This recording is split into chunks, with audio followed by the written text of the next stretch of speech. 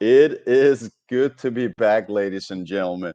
Good morning, and welcome to another episode of Toxic Happy Hour, where we are toxic towards scams that delay the adoption of global sound money. Pubby and Danish apologize for the sideways action.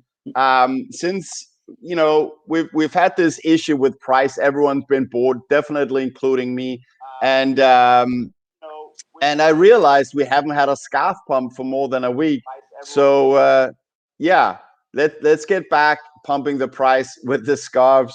Got a lot of good people in the chat. Well, anyway, so Puppy, good to see you again, finally. And what are you drinking today? Yeah, man, good to get back. Yeah, we actually took a week off there. Just schedules weren't working out, which is that happens sometimes. This week who do we have also coming on? I think we got Surfer Jim on Wednesday. So yeah, we got two shows this week at least. Yeah, I'm having my usual Sierra Nevada Pale Ale. Like to keep on hand here at the house. And yeah, this 59,000 is hilarious. One. Yeah, one.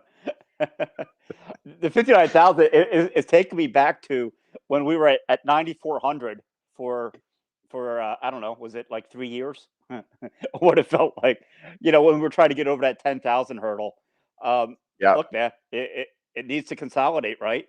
I mean, we blasted from 20,000 to 60,000. It's got to take a little bit of a breath. You just want to be there for the next round, man. Yeah. And so interesting is I've seen many tweets with graphs and basically documenting how supply on the exchanges is being pulled off and thrown into cold storage at, let's just call it record pace, because it sounds good. Not sure if it's true, but we're here to pump the bags, right? So yeah, but anyways, that tradable supply is being pulled off exchanges and thrown into cold storage, which is something you can see with on-chain analysis. And sooner or later, a lack of supply pumps the price. We know this. So as you said, this is the same as, back last summer, we were trading at 9.5 to 10,000 for 2 months. And everyone's like, where's the bull run? When is it going to come? It's supposed to come. Like, fundamentals demand it's coming. But why is it not happening? And then all of a sudden, the rubber band had been pulled back. It was let go, and here we are at 60K. So it's probably the same thing. It's just building up that pressure of buying and lack of supply. Oh yeah, absolutely. It's about time. One thing I was going to bring up and ask you about. This is sort of hilarious. I think since we spoke last, Giga Chaz Saylor, of course, did his thing. I think he bought an extra 250 Bitcoin to put his holdings over. I think he's got 91,000 Bitcoin right now. Between it, which is ridiculous. But did you see Coinbase fucking filed their stuff? Did you see how much Bitcoin they own? No, tell me. I just know their evaluation. Their evaluation they're going public with is 100 billion USD. But what do they hold? What's the joke? Yeah, correct me if I'm wrong in the chat here. They don't even have 5,000 Bitcoin. It's like 40-some hundred Bitcoin. They have 40 Bitcoin. 4,000 like Coinbase. 4,000 and something. Oh, yeah. 4,000. That's it. So a company that is a Bitcoin company has so much trust in Bitcoin that they chose to hold only 4,000 out of a $100 billion valuation, while MicroStrategy, being the chat he is, holds almost 100,000 now. Yeah, I was hoping he was going to pump it. I was hoping he would get it to 100. If it at let's see, well, I think it was at around 50,000 at the time, 58. But if he would buy, for him to buy, was it 8,500 more that he needs, he would have. I'm telling him to get 100,000 Bitcoin before the 100,000 yacht party. It would cost him Hmm. 500 million to do so. What would cost 500 million? For him to buy another 8,000, 9,000 Bitcoin to get him to owning 100,000 of them. Okay, so he needs 500 million, you say. So So yeah, he may delay that 100K party batch of expenses, so he can reach a magic number. I guess a lot of Bitcoiners have that magic number that they dream to reach. I can say that I personally before the show today, I think 10 minutes before we went live, I did a relatively solid smash buy because I'm here to pump the price and get us not only above 60, but also way above 60,000. We're here to take us to 80,000. It's probably not going to happen during this show, but let's get the journey started. So one thing I saw also from MicroStrategy this morning is that from now on, they're paying non-employee directors on the board Bitcoin as compensation, which I think is interesting because here Bitcoin is essentially being used as money. Yeah, the board of directors, I guess they've except I don't know if he requested it, they offered it. Either way, yeah, they're paying the board of director directly in Bitcoin. What's not to love about it? I wish I saw Big Sean in the chat here. He's playing his professional basketball over in Spain, but he would say he's from Sacramento, and the NBA, the Kings, based in Sacramento, have offered to pay their players in Bitcoin. I mean, it's just getting bigger and bigger and expanding and expanding. This is just a start, man. So which team is this you say that are offering? They are offering to pay their players in Bitcoin? Yeah, the Sacramento Kings in the NBA. Yep. Well, I guess it explains the Kings in their name because that is a king move right there. Anyways, we're not stopping this until we're above 60,000. There was something you said earlier that triggered something in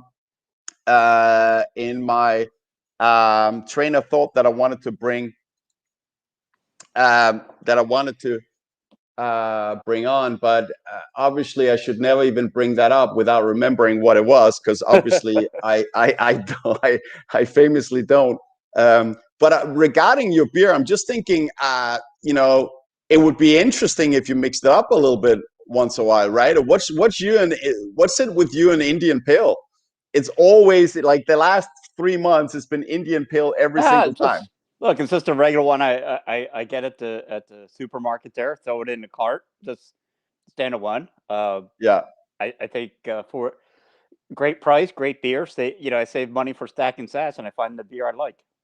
Nothing major. You know what? Next show, I'll have something special for you. How's that? We're gonna mix it up. No, I mean, honestly, look, if you have a good deal on the Indian Pale Ale, which allows you to stack more sats, then I don't want to change that. I don't, but yeah. So you do what you drink what you want to drink. But yeah, so here we are. Bitcoin is. Wait, I gotta go to my tab of the price. I can see it just constantly stays at 59,800, which is not enough. I can see we're a little bit above that now, but boring. So what else has been going on? We haven't been live for like 10 days. I saw, what is it? The thing you sent me, American HODL is selling his car to stack sats. My question is, why did you have a car when Bitcoin did like what, 15x, 14x, 13x since last March? I haven't seen that. I don't know who sent it to. Someone tagged you. I think it wasn't me. I saw it, but yeah, I don't know what's going on there. I don't listen. I don't think HODL's in a position where he's got to worry too much about money. anymore. I know. And I so, know. like we talked about with Peter McCormick, everyone give him shit on an Aston Martin. That's probably like 0.05% of his net worth. You know, who cares? You know, spend your money as you see fit. Probably not even, I think, Yeah. because if it because I know, yeah, I know he's buying it with like a lease payment or a loan payment, so you're not paying more for that car than you are paying as down payment, and then you take care of the monthly, which is, you know, spread out over 3, 4, 5 years or whatever. So buying a car that way is not expensive. Personally, I haven't been able to do that because I decided to maximize the corn by maximizing my credit card debt. That I obviously won't allow him to pay off because that was a conscious choice from my side. But I'm slowly with income starting to chip away at the credit card debt. Yeah. Speaking of Peter and American HODL, did you see their latest bet? So Peter McCormick and American 2.0. HODL made a bet. Are they like toxic towards each other, or is it like a legitimate, Oh no, like just having fun? They're having fun, man. The first one, of course, was the presidential election. HODL took Trump, and Peter thought Biden would win. They put up half a Bitcoin each, and I think it was, damn, that Bitcoin at the time was maybe 10,000. But it was interesting. It was pretty cool. They made a show out of it. They had Phil Geiger on, you know, from Unchained Capital. So he helped set up a multi-sig for them for the bet, which of course he had them both back on to talk about the outcome of the bet, which he won. But he didn't even have his private key. Who? McCormick lost his private key for that bet. Thank God they had it in a multi-sig. Oh my God. Yeah, Hilarious. so here's the new bet, man. And you tell me which side you would take. Yeah, yeah. Let's get the bets going, and we can also actually. So this is really interesting. I think this is probably what I was thinking about earlier. But let's talk bets, and then hope I don't forget this by the time we're done with this leg of the conversation. What's happening with the bets? You said you want to talk bets. Yeah, no. So they did the Bitcoin bet 2.0. So here it is. And you tell me which side of the bet you would be on. Well, I think I know already. Bitcoin by the end of 2021 is at 300,000 or more. So I think that bet needs to be refined and say that it has minimum touched 300,000 at some time before the end of the year, because you don't know exactly what's on New Year's Eve. So someone's doing this bet, or no, this is their second bet. They did the first one about the presidential election. Oh, okay. So HODL and McCormick are betting. Yes, it can be before that Bitcoin will hit 300,000 this year. Okay, and who is saying that it will hit 300,000? So who do you think? Probably HODL. I mean, we've spoken to both of them. I'm pretty sure American HODL is willing to put down a bet saying that Bitcoin will reach minimum $300,000 sometime during 2021. Am I correct? You are correct, sir. Yeah. So that's the bet going forward. Bitcoin hits 100 or 300,000. He gets his half Bitcoin back that he lost from the last one. Yeah. So that absolutely. That's a no-brainer. I have zero doubt that American HODL will win the bet because Bitcoin will reach 300,000, in my opinion, during this year, which is part of the pumping here. We're trying to shill the backs, buy more Bitcoin, because there's still, at least in my opinion, and both our opinion, that 5x just remaining from what do we got? 9 months or so, less than 9 months. Yeah, well, you know much more about the last bull run, and you go into the research there. So obviously we had a 10x last year. What's the usual after a 10x? What does it usually follow up with during these bull runs? 5x is doable for me, man. Jeez, that's nothing. Yeah, So the important thing here is that they're saying minimum 300,000. Yes, minimum. So I mean, it could reach 600,000, and still you win that bet, saying 600,000. Yeah,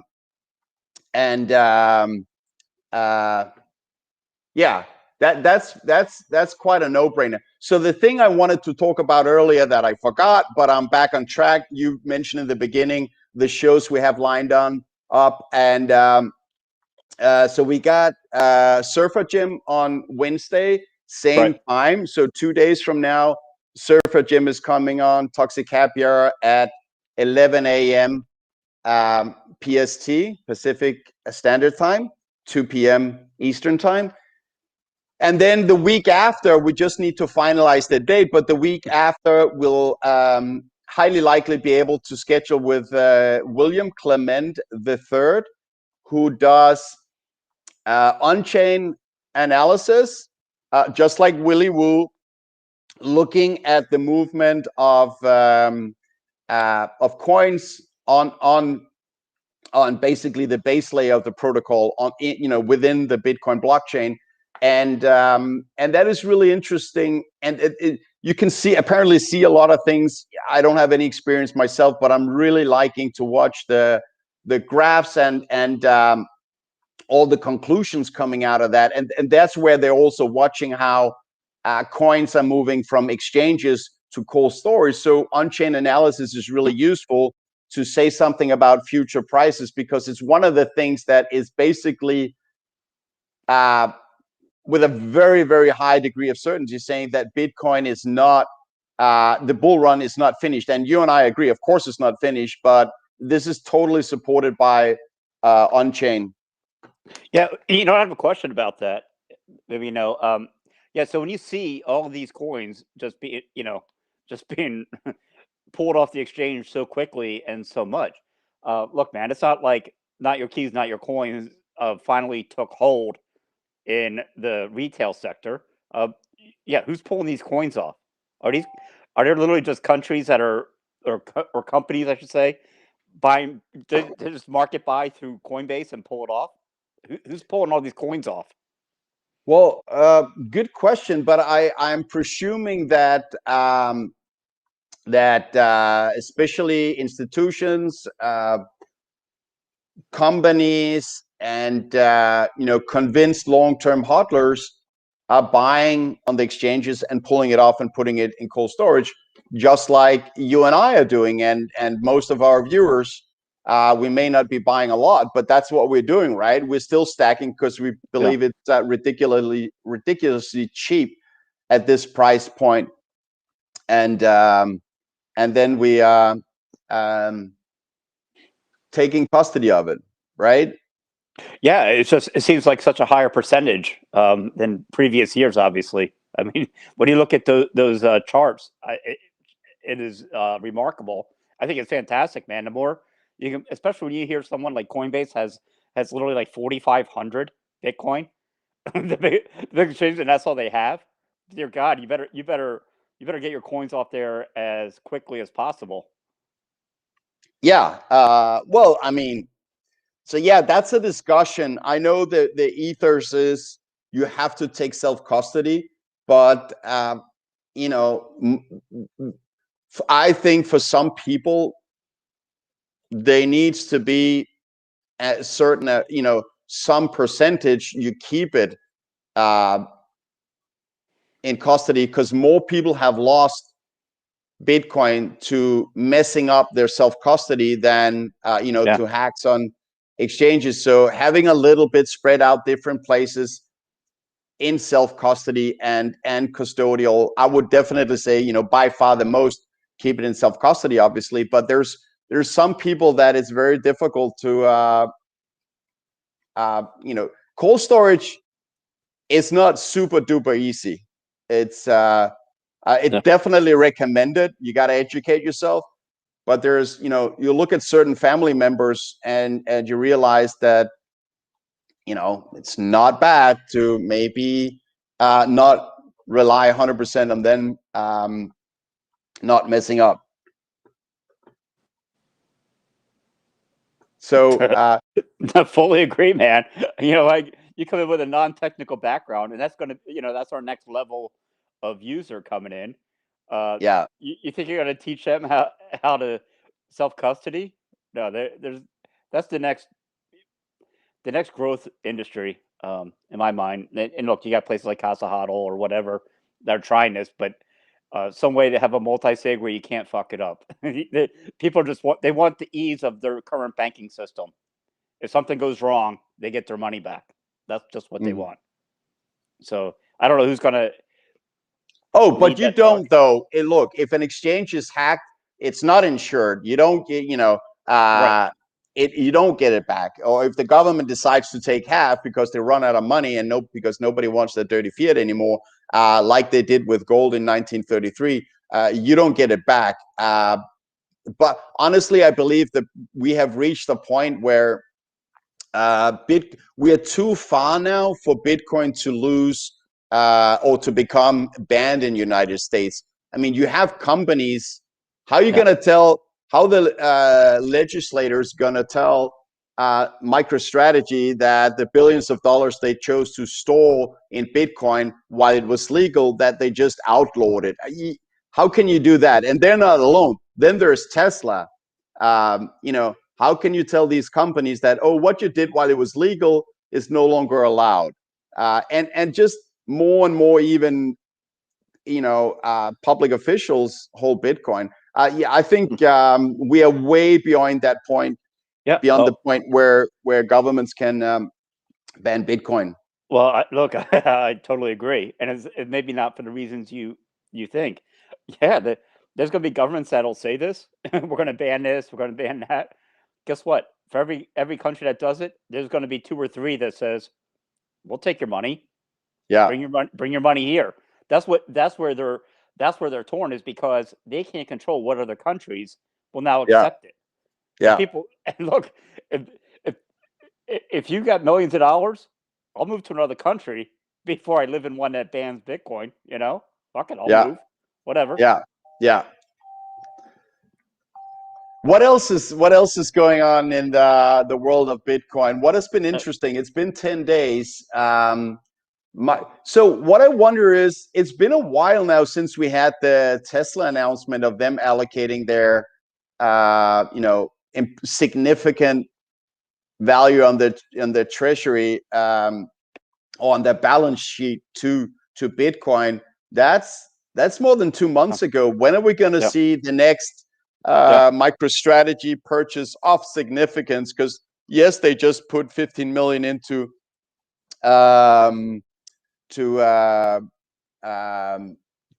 Bitcoin, but 15 million doesn't compare to the last time they did convertible bonds, which was $1 billion that they took on of dirty fiat debt. I wonder when we're going to see that. Well, it's not so much MicroStrategy. I think I think the next earnings report for some of these companies is in May, and I think you may find out what other companies have purchased Bitcoin in the last quarter. Their quarter reports come out, and that's going to be an interesting one. If you find out some of these big name, it's MicroStrategy. Do you think? But in the bag, they're in the bag. I mean, we know about them. They're a known quantity. It's when the next one comes out that is a big name, and you say, Jesus, they've been stacking for 3 months. Right. But the thing is, Tesla and MicroStrategy, at least Tesla, I can't remember with MicroStrategy because that was last summer. But Tesla announced that because they bought a significant amount, it had nothing to do with a quarterly. Was that their Q4 that they announced it? Like when they came out with the Q4? Or was it? Well, my point is that I think it might have been a press release a Monday morning, not related to, not during their quarterly results. So what I'm thinking is, if any of these companies out there that still didn't do it, which is most companies, wouldn't they have been forced to make a press release saying that they have bought significant amount of Bitcoin before, and not waiting for their quarterly results? Yeah, those I'm not as familiar with the inner workings of how the reporting works. If hey, look, anyone in the chat that knows, please throw it in there because I'm not quite sure. I know there's certain thresholds dependent upon the company um, of what they have to report and when. One thing that is interesting now, and how messed up is this? You know, there's certain bylaws within these companies. I don't know if it was. I was listening to like either Preston Pish or, or someone talking about it, but at a certain amount, they purchase this Bitcoin. But as we all know, Bitcoin starts to become the largest part of your portfolio after a couple of years. But they literally have to, reconfigure their holdings to a certain amount. Yeah. And Mhm. I mean, can you imagine this? You're holding an asset that is getting you 200% a year, and you're forced to sell it. You're forced to sell it because you're making too much money. Absolutely ludicrous. But this is what companies are tied into. Oh, Yeah. you got too much Bitcoin, sell it. Are you crazy? You're absolutely crazy. Yeah. Oh Dude. yeah, yeah. Yeah. Canute in the chat. What's up, man? Yeah, Canute and Guy Swan. Yeah, if you guys haven't checked it out, Canute and Guy Swan put a little collaboration on, and that's one of the cool things in this space is the free time they put in for educational material. They just did a video they put on YouTube. I think it's like 7 minutes long, and regarding which everyone in the chat, and I'm sure most Bitcoiners know, the separation of the state from the money. So what I think is cool is for us, it's sort of old news. We saw what the problem was with money being issued by a state, how it controls and enslaves people. Yeah, but they put they put a little video together. I believe Canute wrote it. I'm not sure who illustrated it, but Guy Swan, as always, did the read over. But yeah, so it's 7 minutes long. But I'll tell you what, it is something cool you can share with your no coiner friends if they don't understand like what is the problem with our current fiat system. Yeah, you show them this little video clip, man. Yeah, that was really good. I actually watched it literally like a half hour before the show started. This is what I saw. It's good, man. Yeah, I think it hits uh, a very important point that we've been talking about for years, I guess, as Bitcoiners, that we need to separate money from state, and I look forward to that future, which governments can't prevent, where Bitcoin takes over as money of the world, and governments no longer can decide to spend money that they haven't been given permission to by citizens to spend on, for instance, military or other projects that in reality is all about getting their the popular vote, getting satisfied voters, because with sound money, or money that is not controlled by the state or the nation, they need to all money they want to spend, they need to raise it through taxes. And if the tax goes very high because they want to spend a lot of funds, then people will leave. But when they do, like they've done since they created the Federal Reserve, which is, hey, we'll just print some more money, so we can spend it without asking you permission first. That is how we got the world wars, and out goes Puppy. But that's how we got the world wars financed, and all the wars really, because they could just print the money without getting the permission of citizens first. So we need to separate that, and once we separate money from state, hopefully we'll get a lot closer to decentralized government, local decision making, instead of someone sitting in Washington or whatever country you're from, and making the decisions for everyone, and has to be the same for everyone in decided centrally. So Puppy disappeared. He does have the link to join again. So I'm just going to shoot a WTF at him with lots of question marks, and see if we get him back. We'll check the signal also and see if he has any issues. Pubby got upgraded to a laptop for the sake of sound, and ever since sound has been a lot better. From, I guess it started a few episodes back. So sound is, as you can hear now, there's no problems with Pubby's sound. Let's see. He didn't reply anything on Signal, and he didn't reply anything on Twitter DM. Let's take a look at the price action and where we are in the pump, because I don't see the scarf pump really reflected in the price. We've been pretty darn flat during the show here, which is absolutely, of course, well, that is not true actually. Let me just share screen here.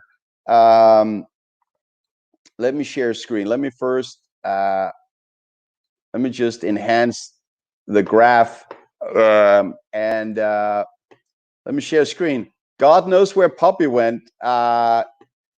Yep, he went dark. Pubby went dark. So let me share screen. Always fun to look at the price. So there.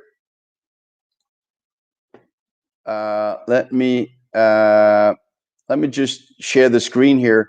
So these candles from TradingView are they are 15 minutes candles, and if we go back, we started this stream a little bit more than half an hour ago. So the last two candles have been green, which means we have been pumping. Not enough. We want to see more pump, but we have been pumping during the show.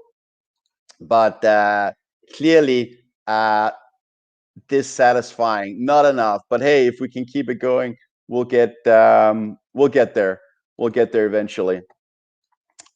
Really funny with Pubby. Absolutely went dark. I don't know if CIA or anyone else got to him at his location, or maybe he's just working on his closet door.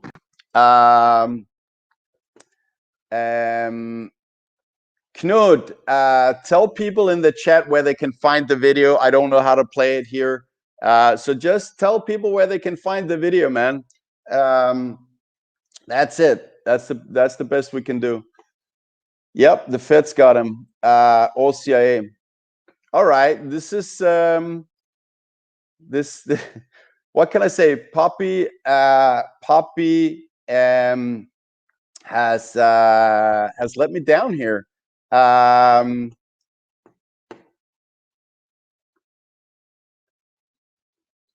So, oh, by the way, Plan Marcus has created after request a super cool video that I can use as introduction when we start these videos. It's I just need to get it set up in Restream, but I've been out of action for about 10 days or so. So that's why I haven't been able to get further with that. Knut, just tell people where they can find the video. Thank you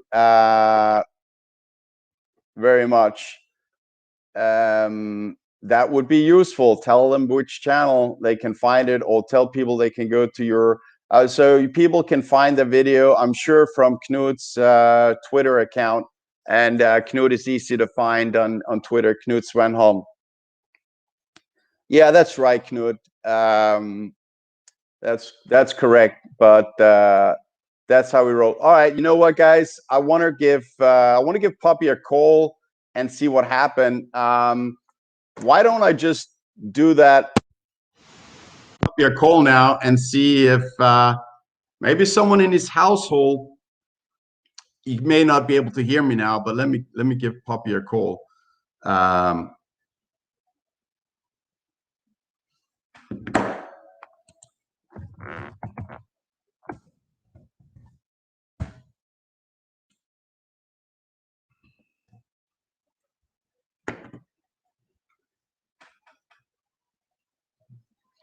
Calling Puppy is not. Since I don't know if you guys can hear me. Can you guys hear me? I guess not.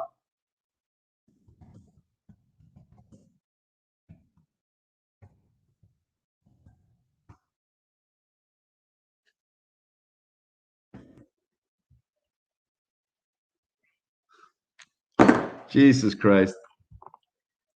All right, you can hear me. Thanks, Pedro. You know what? So this is funny. This is weird. Once again, another notorious exit scam from Puppy just disappearing out of nowhere. I swear he only had one beer. It cannot be the cause of the exit scam. He's not answering on Signal. He's not answering on his Twitter DM, and he's not answering his phone. Should we be worried about Puppy? I'm pretty sure the answer is no, because he's done this so many times before that this is business as usual. This is lit. It's hardly lit because I lost my co-host. Wages to wealth. THH is probably never getting professional. Look, we have more cost running this than we have in income, but that's okay because we're doing it for the fun. Oh, Puppy is back. Don't tell me you didn't have a charger or a charged battery on your laptop.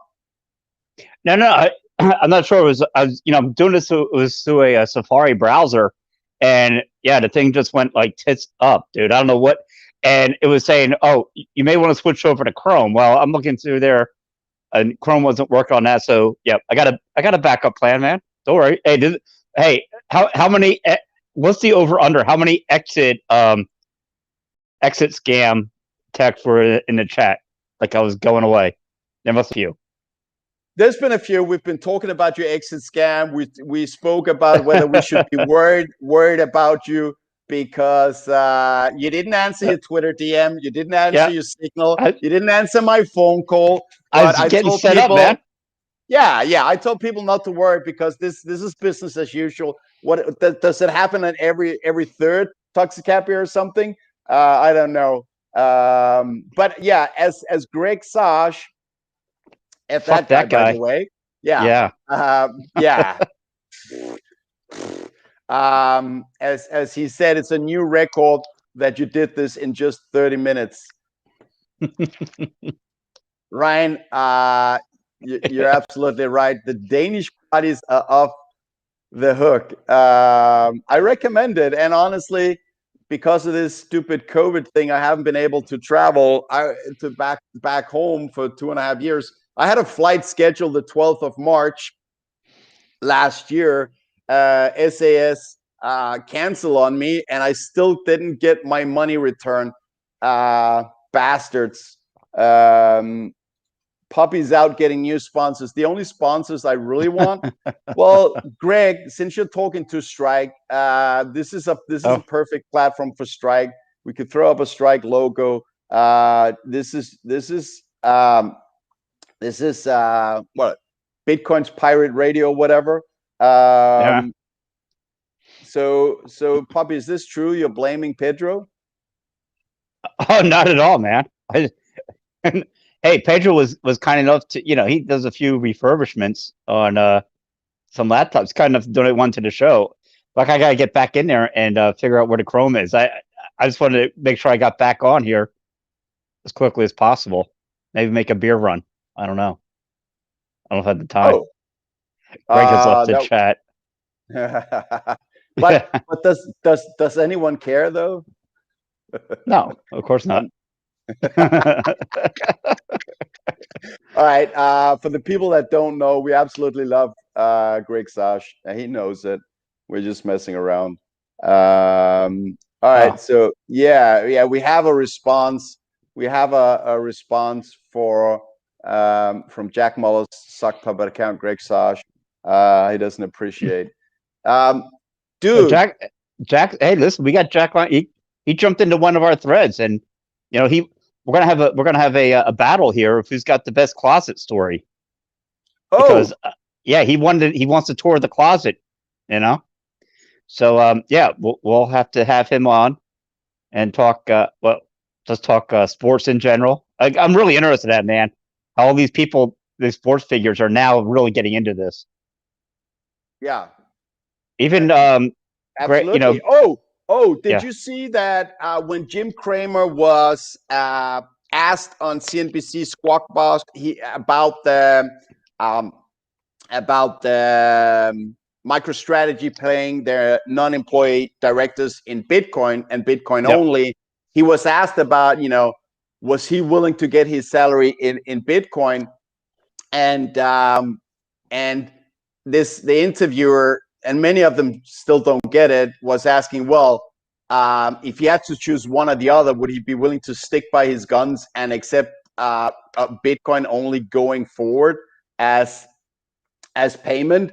And Jim Cramer said, I may demand it.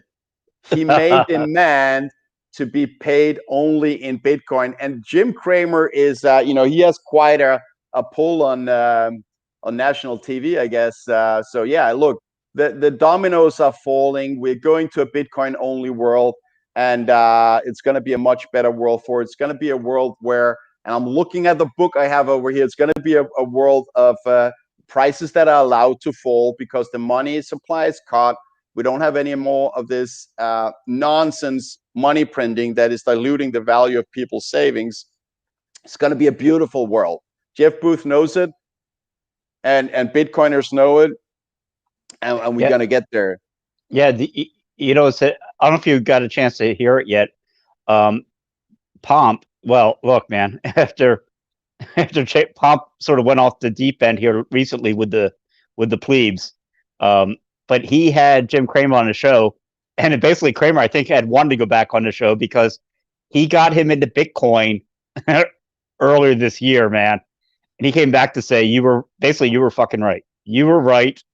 It's I thank you so much. Anything you need from me, let me know. Cramer just like telling him, anything you need, let me know, because I think he told his financial advisor, just put, you know, well, for him it's not a lot, put $500,000 into it. So dude like bought $500,000, whatever, you know, who knows what it's like. Not a lot, but dude, he's making so much money right now. He's a believer. Yeah. He gets it. He sees it as the asymmetric bet that it is. He understands it, man. And you know, for all the bluster and outrageous caricature he brings to his show, at the end of the day, the guy does understand the market. He sees what the printing is doing. He understands. So, as he says, he's doing it, you know, for his kids. He sees it's the future for his kids. I give him credit. You know, being older like that, it's harder to change your mind about what money is. Yeah. He jumped in. Not a bad deal at all. And I gotta recommend that interview by Pomp, right? Of Jim Cramer, because you get to see another side of Jim Cramer in that interview. You don't see only the hyperactive TV character, but you got to understand some of the rough patches that Jim Cramer had to go through as well, and really see a human side, and that really makes him likable, to be honest. So after watching that interview, I have even more respect for Jim Cramer. And imagine having Jim Cramer on Toxic Happy Hour, dude. That would be fun. There's another target there. No, you have a few, but and this is what I'm saying. Especially when you have someone like, you know, the Peter Schiff, or who, I forget the professor's name. I see him come across this one economics professor that comes on here just hating on Bitcoin all the time. It's on Twitter. We just beat the hell out of them. What I'm laughing at is every day there is something new expanding Bitcoin. Okay, there's something new expanding it. Like when we talk about the MBA, you talk about this director of a boardroom is accepting it. It's Yeah. Jim Cramer. Every day it's adoption stories. Every single day is a story of adoption. You see? Yeah. And that's Yeah. what kills me. And they still come out and complain, but every day it's an adoption story. And I love it, man. Because we just sit back and hodl, baby. Hodl and accumulate. Yeah. And I want to say something to your point here. What is really important, and that is the I don't remember the name of this like law, but it's basically saying as a network grows, and as the value of the transactions grow, then it's like a square of that or something that says this is the price of the value of that network. And I saw a tweet the other day saying that, oh, did I see it on a short video clip or something on Twitter? Anyways, so based on this law of evaluating a network and this network effect evaluation, Bitcoin now should be priced at $72,000, and here we are. We're not there yet, but we'll get there. I mean, I'm disappointed that we didn't see. Well, no, it's not over. I was expecting to see 100,000 latest in April. It's not over. It's still possible, but who cares about the short term anyway? Yeah, look, Sean Stacken apparently went to Google. I think it's called Metcalfe's law. Oh yeah. Thank you, Sean Stacken. Once again, you occasionally add some value. Thank you. Metcalfe's law, of course, dude. All the laws are in favor of Bitcoin.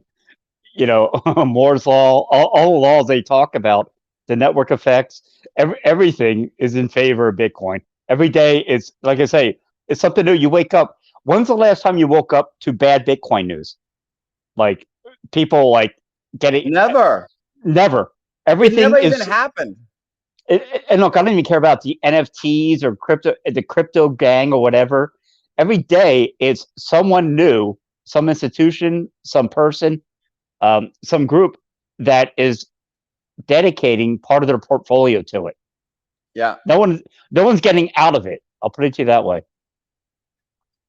I agree. And demand, as you said, every day Bitcoin expands, and so demand is expanding. Yet, as we know, supply is going down all the time by the kind of by the day. At least the speed of expanding the supply is going down, and eventually it's going to completely halt. And soon we'll actually have. It's not going to be many years before we've actually gotten 98% of all Bitcoins ever to be mined having been mined. Yeah. So demand goes up, supply is going down. The price can only react one way, and that is to the upside, violently to the upside. So as wages to wealth, so rightly has pointed out, prices pumped since the stream started. The minute this stream started was a local bottom, and that's what we do, Pubby. We put on the scarf. We decided sideways action was enough, and I just want to share, because it is pretty beautiful. I want to share once again, just quickly, how the price has pumped during the show. So if you're looking at that fall, that big green candle, sometime around there was when we started the stream, I believe. And ever since, we've had 15-minute candles moving to the upside. And if that was to be changed at any point during the show, I obviously won't show it again. But so far, so good. Hey, we're here to manipulate the narrative to Bitcoin's going up. NGU technology is the only accepted technology. Yeah, and end the show now on a high note, right? Yeah. Look, it's funny. It's funny, we get going sideways, and I love the Bitcoin community because we just take the piss out of each other. Just people get angry. Just fight, and yeah, you sit back, accumulate. Yeah, I don't know what to say, man. We'll see here how quickly, but it's going to be violent. I think the next. I mean, I don't know if it's going to be Nick Carter violent, but it's going to be a violent move. The next one, because I think after you leave 60 and that sell wall, fuck, you're going to 75. Yeah. You're going to 75 in like 2 days. You're going to get those $10,000 like daily candles soon. Yeah, agree. We've been flat for. Look, we were, as I recall, we were even around this price back in February, like 2 months ago. This is another 2 months of flat price. And what happened afterwards? Well, we did 6x over the next 6 months. So yeah, let's see it. And I'm just gonna we are due for that violent, solid green candles to the upside. We just need to. So we just need to. So let me tell you, there was a top the 21st of February, and that top was at 58,000. Almost 2 months after, we're here at a similar price, and it's disgusting, but it's also good because it gets a time. It gives us a chance to honestly. It's given me a chance to stack more sats because they've been cheaper. Sats at this level are cheap. And it's a wonderful price to just scramble dry powder and buy as much as we can before we hit to 75, 80,000, and then eventually 100,000. Am I right? You're absolutely right. Can you imagine telling people back even in November, listen, you will kiss my ass to buy $60,000 Bitcoin. That's how cheap it is. Can you imagine telling them then at that point? It's absolutely ludicrous to me sometimes how your views change on what the price is that you will buy at and find it cheap. Right. Oh, here's another story that happened. Here's another story that happened. I think this was during the weekend, or it was Friday, maybe end of last week. But and Sean Stacken will love this. I tagged him as soon as I saw the Twitter thread. I think it was JP Morgan, but Sean Stacken can correct me in the chat. That came out with a description of the contango in Bitcoin. The fact that there's a cash and carry return on Bitcoin that is giving fiat investors, fiat holders, a 20-25% return, basically because you can sell the future of Bitcoin, significantly higher than you can buy the spot today, which means you don't get the upside of Bitcoin, but you're basically guaranteed a 20-25% return on your on your dirty fiat, which bondholders today, what is it, 200 trillion that is just getting 0% or close to 0% return. Those that believe in dirty fiat have that upside, have that return that they can't get anywhere else. So the fact that one of these big financial institutions are getting their eyes up for the contango in Bitcoin, which is basically a steep curve of future prices being higher than today's spot, which allows this trade, that should draw in a lot of purchasing of Bitcoin, and therefore will pump the price because you sell the future and buy the spot. So as these big organizations want to take advantage of the contango, they buy the spot as part of this trade. That's big money pumping, Puppy. That is big money pumping, and that's going to shoot us. So this is where I want to bring up because Greg Foss, Gap Daddy Greg Foss, who on our show, amazing episode, love Greg's energy. as we both have spoken about, it was a lot of fun having him on. He spoke about that gap up to 400,000, like you're somewhere in the 100,000 or something, and then you wake up next day and it's 400,000 because all of a sudden solid money discovers that this contango trade, which forces them or makes them buy the spot today with significant sums of money that we haven't seen before, because the bond market is huge and absolutely dwarfs even the market cap of Bitcoin. And then we'll wake up to that solid $100,000, $200,000 daily candle and watch Bitcoin at 400,000. Those are not my words. These are the words from Greg Foss. And that's the future.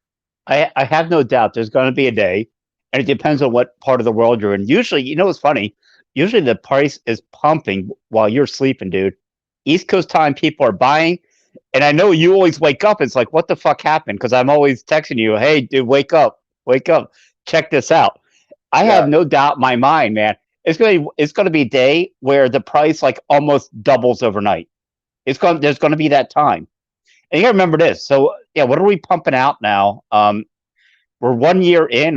We're 1 year in from the halving. This is what's insane. We're only 3 years from the next halving. Only 3 years. Not even. Yeah, we're not 11 even. Months. Yes. 11 months. Yeah. No, but from the next halving, within 3 years, guess what? That supply gets cut in half again. Just think about that. We're just scratching the top of the surface here when it comes to people coming in. Imagine at that point, what do they get? What's the reward then? What is it now? 6.25? Is that the mining reward? Yeah, it's exactly. It's 6.25, 6.25. Correct. Absolutely. That's the mining reward coming out on average every 10 minutes. Yeah, so imagine that bitch getting cut down to 3. 3 and some change. and you got all these people trying to get in. And price is gonna shoot up, but I don't think so. Here's my take on this. We love to talk bull run anatomy, and that is the thing we're going to talk about with William Clemende III coming on. Hopefully we'll be able to find a day next week. Yep.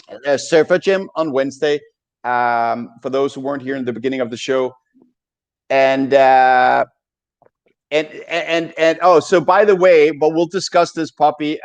William agrees with me that there probably will be that blow off top. I mean, nobody knows. We don't know the future, except that Bitcoin will take over as money of the world, in my opinion. I think what you meant. We'll see a blow off top. There'll be a correction, but there won't be a long bear market. Bear markets are probably history. At least those drawn out 12 months bear markets that we saw in 2018, and then we'll start rising significantly before the April 2024 halving. So by that halving 3 years from now, we'll probably be in the millions. Yeah, I think you misspoke a little bit earlier that William agreed with you. I think you agreed with William. Let's be honest. He's got the numbers and the smarts on you. Sure, Puppy. Well, here's the thing from the DM I have going with William, that I explained to him how I saw it, and what his opinion was on that, and he agreed with that. But you know what's going on in my DM, so hats off to Mr. CIA, Puppy, the pub lord. Are you still jealous that I was talking to Katie the Russian in a DM before you were involved? No, good for you. Not at all. Oh, yeah, I think so. Okay, keep your. You're trying to make up something now. You're trying to instigate. Sorry, it doesn't work on me, man. Keep your little William to yourself. Don't share him. That's okay. You got your little buddy. That's cute. Wait, dude. I created a group DM. Did I not create a group DM? I haven't seen it. I did. Is that on Chrome? Is that on Chrome? Is that on Chrome? It's on Twitter, you moron. It's a joke, dude. I know. I just like totally would love, you know, if your jokes start either making sense or were funny. But anyways, I'm kidding. Back to you. We don't want to create another exit scam. We've been going for an hour, so why don't we check in on the let's check in on the on the scarf pump. Oh yeah, well, Yeah, so where right are we? now we have a red candle, so I'm not going to bring that on the screen. We're still higher, or should I? Yeah, well, you know, we're all about the truth. Should we you know, let me get this. Here we go. Trading view tab. I'll probably end up sharing something I shouldn't share eventually. But here's the trading view. Yeah, look, we started at the bottom of this live stream. We started the scarf pump at the bottom, I think, or somewhere during that big green candle. Couple of candles back. This is 50-minute candles. And we're now in the and the candle with the 4 on it. The current candle just moved up green again. Oh, So so we're going. are we at 80,000 now? Nice. 80, no, not yet. For that, I'm just looking at my fridge for, you know, to my kitchen for food supplies if we're gonna keep going being live until we hit 80,000. That would be Plan Marcus says it's a 3-minute chart. Dude, no, it's not. It is a 15-minute chart. But anyway, Plan Marcus, you know this. You love drawing on your charts. In fact, Plan Marcus is a sock puppet account for Plan B. We know that. He loves the colors. You know, I used to think that until I saw Plan Marcus. After you've seen recent, man, he has been putting out some of the best memes in Bitcoin. I'll tell you what, man. Let's pump Marcus here. Let's pump Marcus. Yeah, honestly. Those Not are Greg some of the anymore. Not Greg. Fuck Greg Jaws. Listen, Plan Marcus has been putting out some top quality content, man. But honestly, if anyone here is not following him, I don't know why. But man, it's some brilliant stuff. Yeah. So let me make that easier for you guys. If you want to follow Plan Marcus, which you should, down below in the show notes, we have a link to our Telegram group that, by the way, Pubby and I are not admins on. It's kind of like an open source cesspool of parental guidance memes. And also there's a link to Plan Marcus's Twitter account and many other Twitter accounts from a lot of people that are very regulars in the chat and helping out one way or another on this open source show that Toxic Happy Hour is. Hey, speaking of one, man, I'll throw one out there. You know, Greg Zodge, fuck that guy, and Chairforce and RD that put together all this great stuff. You know, but check out when their laser eyes have now gone to Paris Hilton. You got Paris fucking Hilton with laser eyes, man. Out of this little community, man. I love it. Absolutely love it. Well done, boys. Honestly.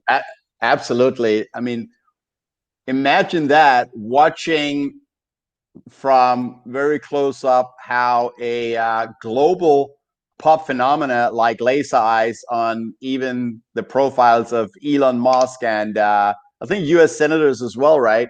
Not that I care too much about politicians, but basically an idea. We watched it unfold from a group chat and just expanding to the globe. Bitcoin is where it's at. Bitcoin and Bitcoiners are cutting edge. Greg Sach obviously played no role in that whatsoever. He played as much of a role as I did, which is none. Kidding, Greg Sach. Greg Sach put in the hours in that. Look, you know what Greg Zodge did? He copy and pasted an Ellen Strike fucking little thumbnail onto it and called it his own. That's the way he works. No, so I don't know who created the Ray Liotta meme that you were the one who started using on Bitcoin Twitter, which is oh man, great movie, Goodfellas, great scene where Joe Pesci has all of them on the defense, scared about if he's about to explode and shoot another guy, and they're all hysterically laughing. That's a great gif. And then they put laser eyes on that gif. We got 3 sets of laser eyes. That was awesome, man. Well, that one wasn't from. There's a scene where they shot that one kid called Spider. You know, yeah, created. Sorry, I got interrupted by the chat there. No, hey, I mean that was a perfect illustration. To me, the guys hanging around the table and just bullshitting, all these mafia guys just hanging around. Look, man, like they say, what did they say? I think it was like, Fridays are for the girlfriends and Saturdays were for the wives. But that's their night out that they could just, hang out, take the piss out of each other, just have a good time. So you have to remember, I joined Twitter. I wish I bought Bitcoin when I joined Twitter in 2013. Dude, 2013. I didn't get. Yeah, well, I was on Twitter. I didn't know anything about Bitcoin at the time. Yeah, I joined Twitter September 2009. Imagine, like, I could have put my laptop to work on mining Bitcoin, and I'd probably have, I don't know. But if you started mining Bitcoin back then, you would have like tens of thousands of Bitcoin. Yeah, but you're right. That's how meme gets started, though. Because for all those years, look, I was involved with not the necessarily sort of politics for years, but I thought that Ray Liotta laughing like that uncontrollably was such a perfect meme for stupid things on Twitter that you see. For stupid things on Twitter. So yeah, I started using it on Bitcoin, and look at it now. Now we got laser eyes. Yeah.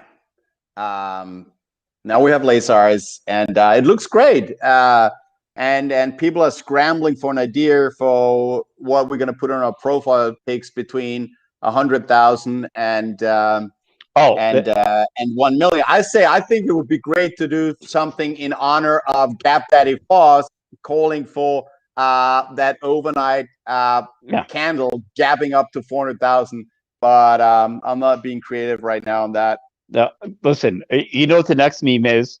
If we are the true Bitcoin community, which I think we are, we will be sunning our balls until 1 million. That's going to be the next one. But isn't it everyone's going to have the rhyme, Puppy? Isn't it supposed to rhyme? Well, you can come up with the rhyme. Jesus, like you come up with a concept, sunning your balls. Yeah. Well, you know better than me the creative process of memeing. Even though I think there's some guys in the chat that would say that you don't, but you know more about that creative process than I do. You've done amazing work on memes yourself, Puppy, and a lot of the guys that are links to down below. If you follow the guys down below in YouTube show notes on Twitter, you are set for entertainment for life, I think. Hey, Big Sean Harris nailed it. Sun your willy until 1 milli. We got a winner already, man. Dude. So what is that going to look like on the profile pic, though? I think Greg Sashi loves to throw in rainbow dildos on pictures. Yeah, I mean, look, at Greg Zaj, he doesn't care what color the dildo is; he'll take it. So a rainbow is perfect. He'll take it. That's there's no doubt about it. We've heard many people say that.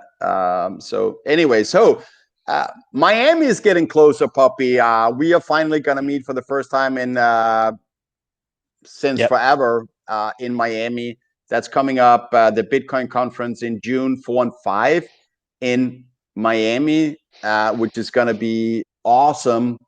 And we have a link down below to buying tickets there as well. I don't know if there's any tickets left, but that is now it's only 2 months. It's less than 2 months away, man. So ridiculous, man. I'll tell you what, man. I am just ramped up for this conference because there are so many people that, of course, hang out with the crew here in this group. But man, we're getting I'm getting beer requests like, hey, come out, have a beer, have a beer. I get to have a beer with maybe Jeff Booth, Preston Fish, all these guys like this. That's pretty cool, man. They're just great folks, and it's like a blow off top after 4 years of just hodling through, and to see it come through from last year to this, there's going to be some partying going on, man. It's Bitcoin is hitting the mainstream, and we get to let our hair down. Yeah, it's gonna be a great party. It's gonna be great to see the guys, see everyone, and by that time, for sure, we are probably significant above 100,000. Well, there's an oxymoron for sure, maybe, but we're probably way above 100,000. That's going to be something to celebrate, right? Because we were stacking sats during the bear market. So listen, Saylor, I think, is he based in Miami? If I remember correctly, that's what it has as his location. If you don't think, well, hell, maybe he's Satoshi Nakamoto. He's got. Listen, he's got. That's a stretch. Listen, he's got the Bitcoin conference coming to Miami. He will own 100,000 of them when it hits 100,000 at the conference in his hometown for a yacht party called $100,000 yacht party. Yeah, just throwing it out there. Just throwing it out there. That would be interesting to see if Michael Saylor hold 100,000 when we reach 100,000. I think he probably misunderstood the laser ray until 100K, and he thought, oh, it means you got to hold 100,000 Bitcoin when we hit $100,000 per Bitcoin. He got confused, and he's been stacking like a madman, selling convertible bond debt to buy more Bitcoin, which, by the way, is a transparent and very transparent and honest attack on dirty fiat. It's an attack on the dollar to take on dollar debt to buy another money, which happens to be Bitcoin. Absolute savage attack on the evil central banking dirty fiat currency that I do not like to hold. I'm short dollar, and I've been it for many years, which means I have more dollar debt than I hold it in cash, because to me it's insane otherwise. But listen, it's not even an attack anymore. I mean, let's just be honest. It's so obvious what you're doing that it's not really an attack. What is it? It's the easy play. You're going to give me this money at 5% for something that has returned 200% for 12 years. Not okay, 5%. Thank you. He's not even paying 5%. No, he is. Convertible bonds, he's paying this much interest rate. Right. I'm talking about for other people that may get 5% as a really good return. Yeah, for him, free money, baby. Free money. Absolutely. And you know what? It has even worked out for me. My marginally highest interest rate that I'm paying on my dirty fiat debt is 22%, because it's an expensive credit card. But I still felt it was a good idea to pay 22% to have an asset that returns 200% on average yearly. You made the right choice. Fuck. It was, let's say, not super easy during a bear market when we were not doing 200% up a year, but now we're at 60K, and that kind of works out. Let's check in on the scarf pump to end this sideway action. So we started in the fifth last candle down there at the bottom, the local bottom. We're still significantly up from that, but I want to see vertical price action. This is still too sideways for me. And so on Wednesday, I expect to be able to introduce my closet door, just like Pubby's in his background. I expect to be sitting in front of my closet door on. It is not as legendary as Pubby's. It's not broken, for which I apologize. But I think I'll be able to introduce my my closet door on Wednesday when we have Surfer Gin on. Oh, you can find a way to break it before then, I'm sure. I could. I guess I could, but that incurs unnecessary costs from my side, which means less sats. But Puppy, I did a smash buy that for little me was significant size before we started. Yeah, what are we talking about? Show. Have you we're trying to pump the price here. Did you smash buy today to assist this pump? I always like little smash buys, man. At this point, but sometimes it's easier to. It's hard for me to explain to friends of how much easier it is to buy Bitcoin at 60,000 than it was at 4,000. Now it's like smash buy every time. I knew where it was going then. I actually know where it's going now.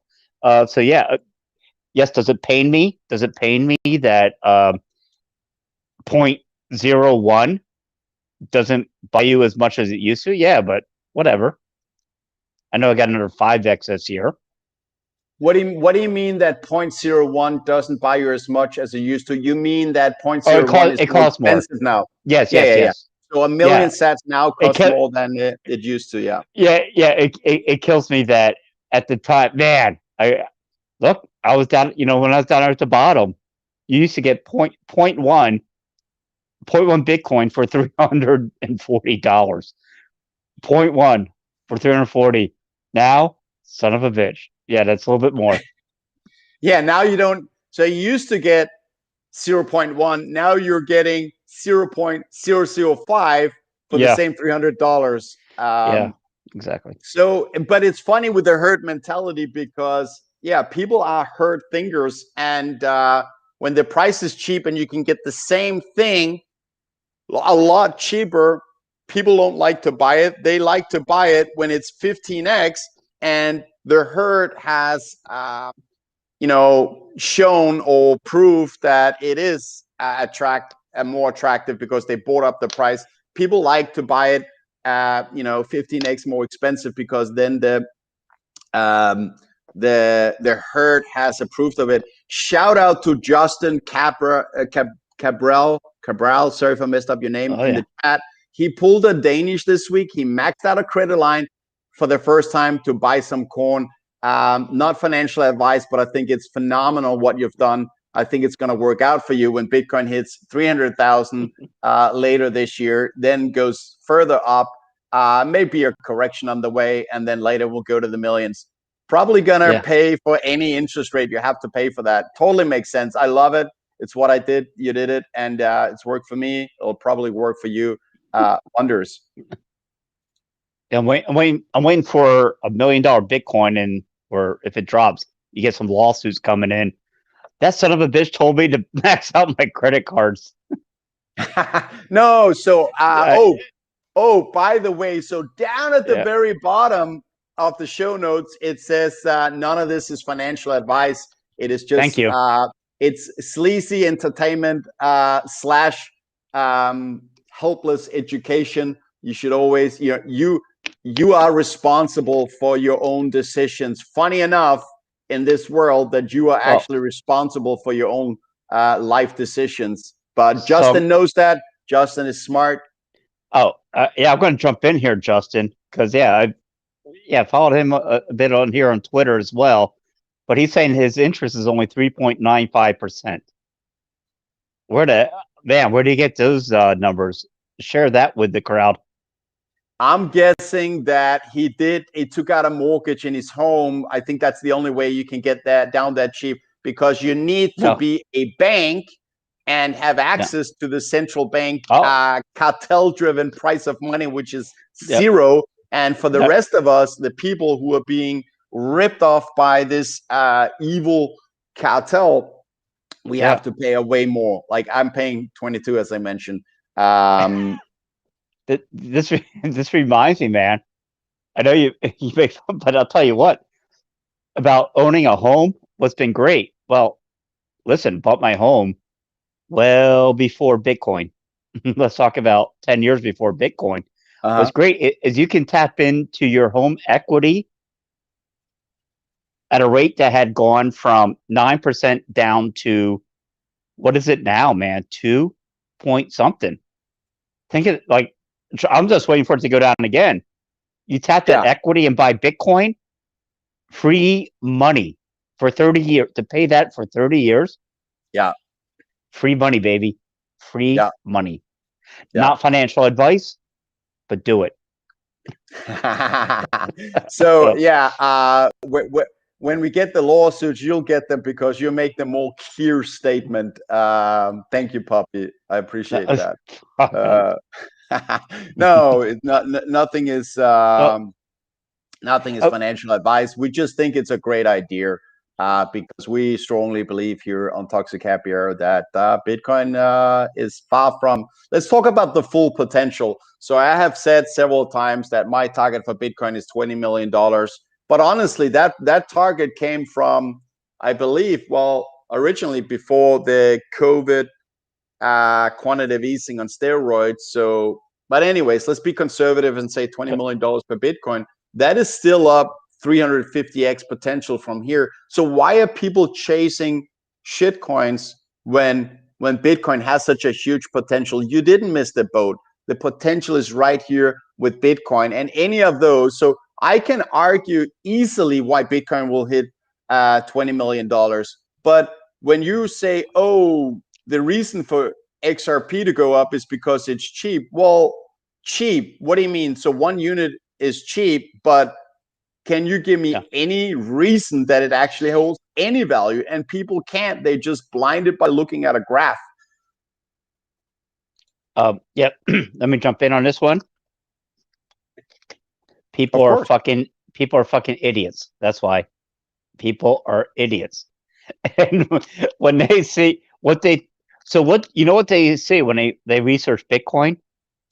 Oh, you know what? 10 years ago, this was $5. This was $8. And look at it now. That's what they see. That's their first foray into understanding Bitcoin. And then they see this other coin. Jesus, 5 cents? It's a cryptocurrency. They could, obviously they conflate cryptocurrency with Bitcoin.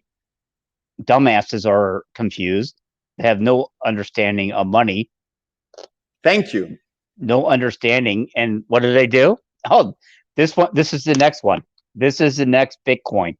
There is no next Bitcoin. There's one Bitcoin. That's it. The rest of it is shit.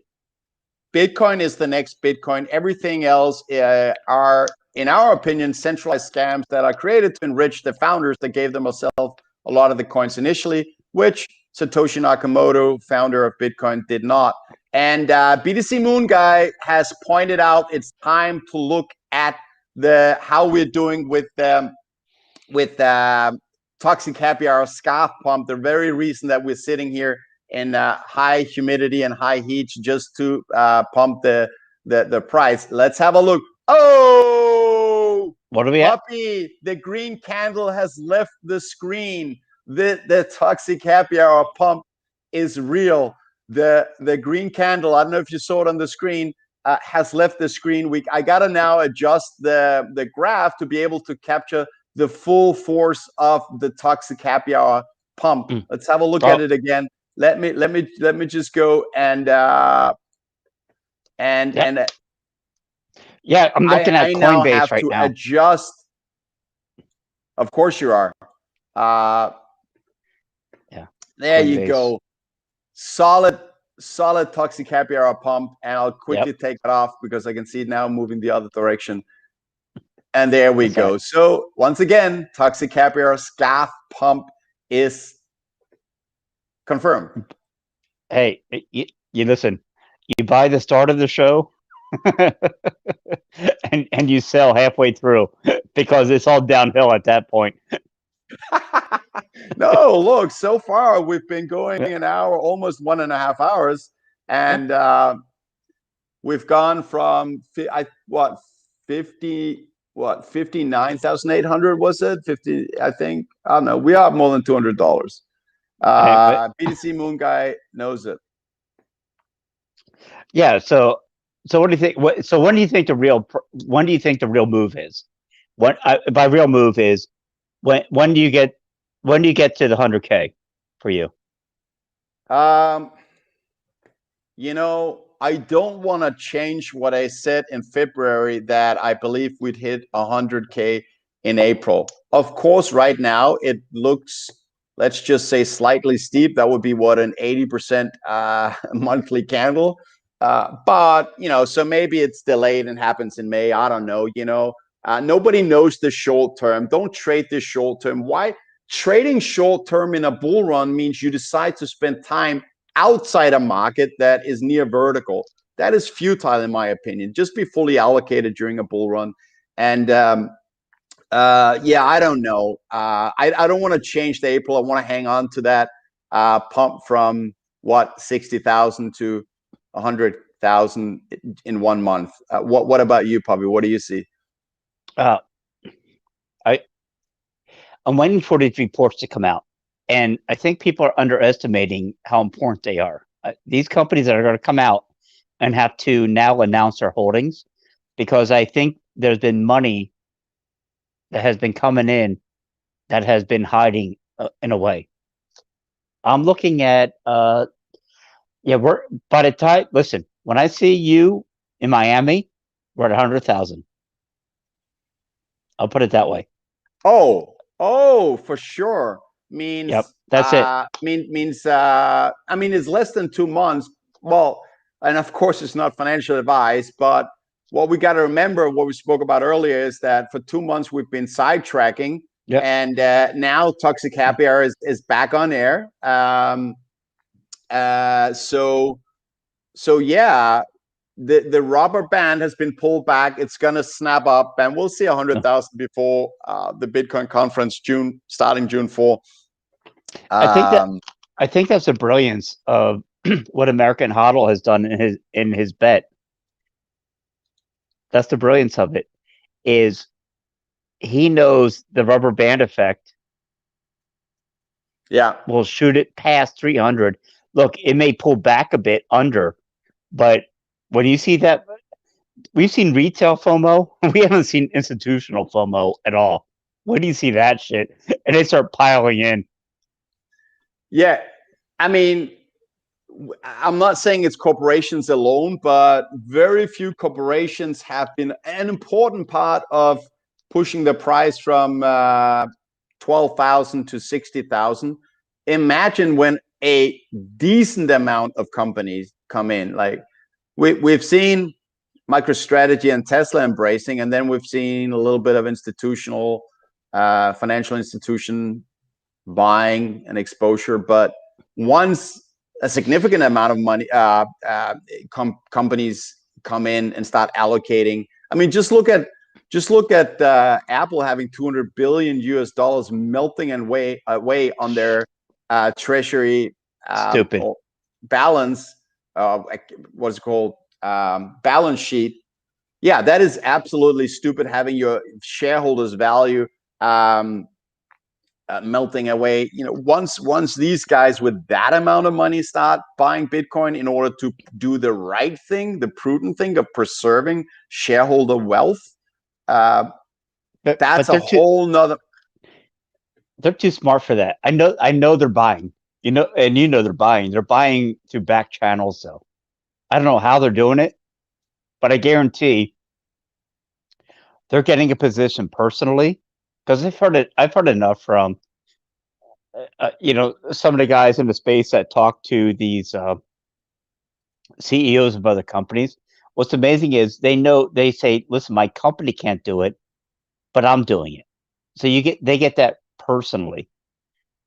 I guarantee you they're doing it for a company through back channels that we don't know about yet. No one knows about, because that's what you don't want to do. You don't want to pump that price up too quick. No, I agree. And look, it's same as Michael Saylor. He took his 10,000 Bitcoin private position before his company started buying. I mean, not only is it financially prudent and smart, but also that decision he can take and do it overnight. While a company, you have a lot of stakeholders you need to get approval from first and find out how you do it. Like, is it, custody on that level, making sure that not one employee can run away with it. It just takes longer time. So yeah. But as you say, all these huge purchases are happening in a way where no one sees it in the market because they don't want to ruin their price. Just like MicroStrategy, when they're buying without saying, announcing all the purchases. They're buying in tiny bits. Of course. What they consider tiny bits. Here comes another meme on Danish, or my pronunciation. I said Seth Rogen, and I think the last Toxic Happy Hour, I know his name is Seth Rogen, but just a second language boy here. Listen, your English is spot on. You're fine. That's the thing. With MicroStrategy, look, Saylor is a giga chad today because he doesn't give a fuck. He's been buying from the beginning, with his company and his own personal account, and he announces that shit right on Twitter. He doesn't care. There are other companies that are your mom and pop, or your mother and father's type of Apple, the ones that will have to go by the book. They won't announce it. They will try to hide it. He doesn't give a shit. That's why I love Saylor, man. He doesn't give a shit about any of it. There are many companies out there right now that are buying. Do you know why we're hanging out at 60,000? We're hanging out at 60,000 because people are buying this shit up, and it's not just you and me. See, there's a good point there, because in hindsight, what it looked like when there was a lot of institutional grade buying was there was a floor. It didn't really, the price didn't really go down despite people losing faith, losing faith. There was a floor, and that's probably what we're seeing now. That we're seeing corporate buying keeping a floor under the price. Floor is set. The floor is being set at 60,000, man. I don't know what's so difficult to understand here. If you've been in Bitcoin for a couple of years, you should understand what's going on. Yeah. You should understand. They're trying to take your Bitcoin. Don't give it to them. Just hang the fuck on. I agree. Unless you needed money because you had a major accident and you're at a hospital. Hang on, man. Hang on to your corn. Hang on to it. Oh, by the way, buy some more. Buy more. But for your future, for your kids' future, for the coming generation's future, buy more Bitcoin. Not financial advice. It's just compassionate advice. And every sat count, every single sat. You may right now think that 100,000 Satoshis don't matter. They're going to matter when Bitcoin is at $20 million. That they're going to matter a lot. Oh, hey, this is a great segue into, you point to the book from our good friend, our Canadian brother, not only Greg Foss, but Jeff Booth.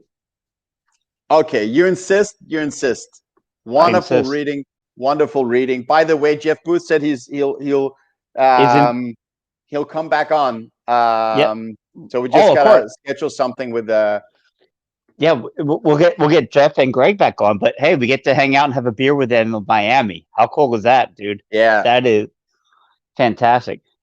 So here's my question: when we talk about hyper-Bitcoinization, the assumption always is you become a medium of exchange, unit of account, but it's hard to explain to people that no, Bitcoin, guess what?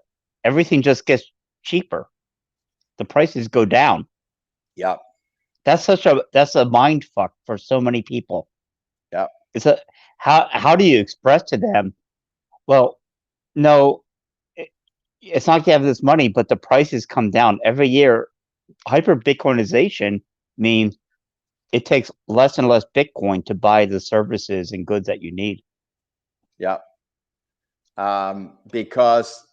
Simply because the money supply is hard capped, yet we get better and better and more efficient as technology developed at producing goods, so that one, Satoshi or one Bitcoin can buy more and more because we produce more at a smaller cost per, production unit.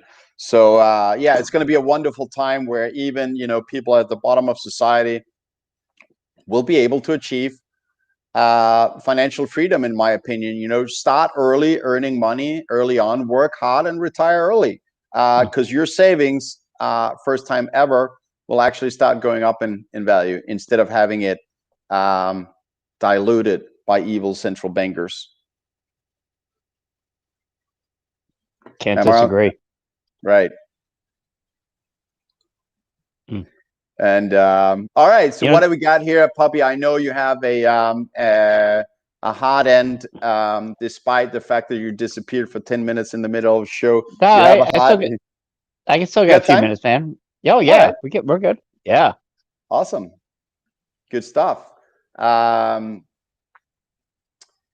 what else is going on? So what we've both spoken about is the increasing opportunities to earn a return on your Bitcoin. And before people kill me on that, remember there are non-custodial solutions as well, where you hold your Bitcoin, your keys yourself, for instance, by providing liquidity to the Lightning Network. And a good friend of mine who is way more technical than me, I kept pushing him and say, look, you gotta take charge on this from the two of us, because you're the technical guy.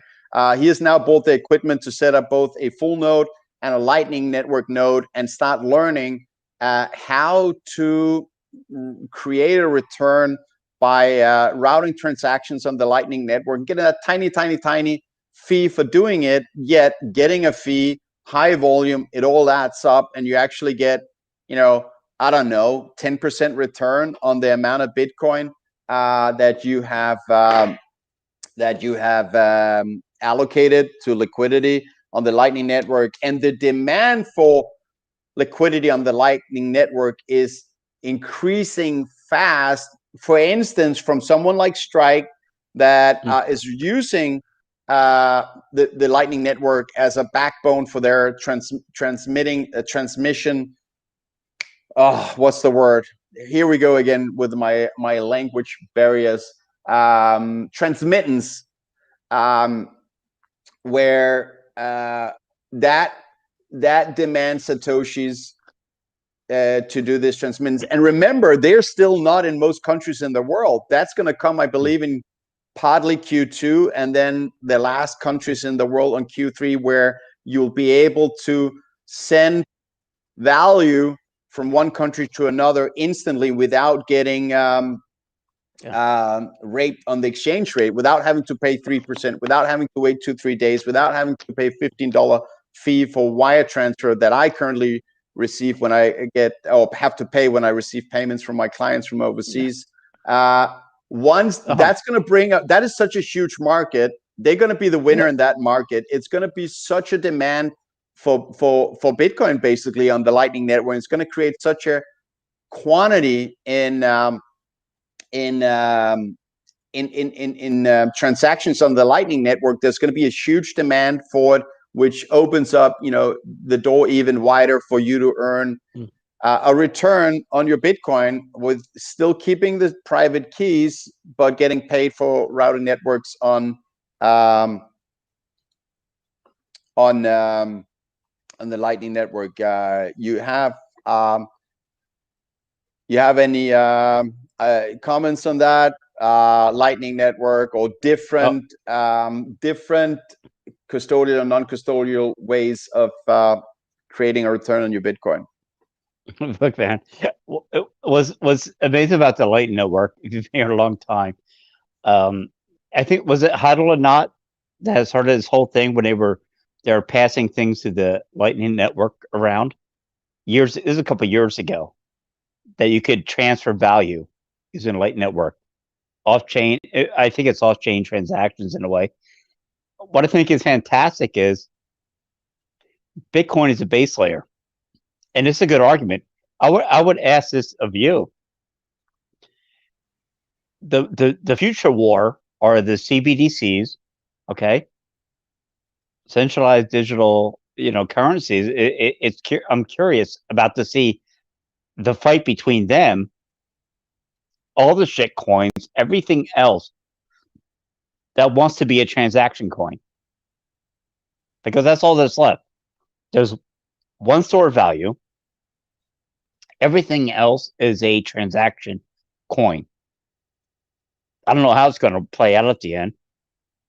Bitcoin is the only store of value we have. So yeah, I have no idea what's going to be the most efficient way of transmitting that value. I know, Elon Musk, he pumps, Dogecoin for a bit.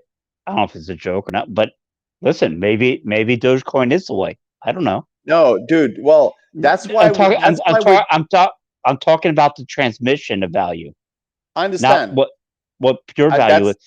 There's people that are going to answer. That's what I'm trying to answer. That's why Lightning Network has been built. Yes, I know. To allow Bitcoin to be transacted. Why would you go from Lightning Network to some shitcoin to exchange that, and then afterwards go back in Satoshis? That's Lightning Network means we can go from Satoshis to Satoshis. You don't see any of these people now receiving their salary in Bitcoin to receive it in some BS transaction coin to then go and buy Bitcoin. We already do that with the USD, using that as a transaction coin, but they are getting paid in Bitcoin. And yeah, Bitcoin is what will be used as money. I mean, I don't, of course, I don't know the future. I just think it's very logical and rational.